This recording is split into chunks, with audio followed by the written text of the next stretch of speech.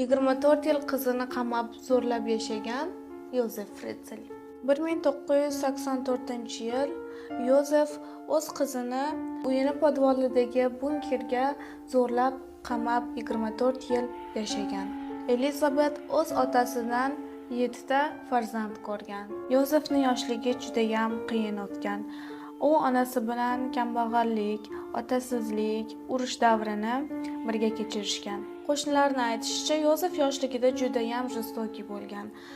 U mushuklarni, kuchuklarni yondirib, so'yib yoki o'ldirib, maza qilib yurgan. Yozef oliygohni bitirib, injener bo'lib ishga kiradi va ozgincha o'tmasdan Rozmari ismli bir qizni yoqtirib qoladi. Va Yozef 21 yoshida, Rozmari 17 yoshida ular turmush qurishadi. Lekin Rozmari turmushda baxtli bo'lmagan, chunki Yozef juda ham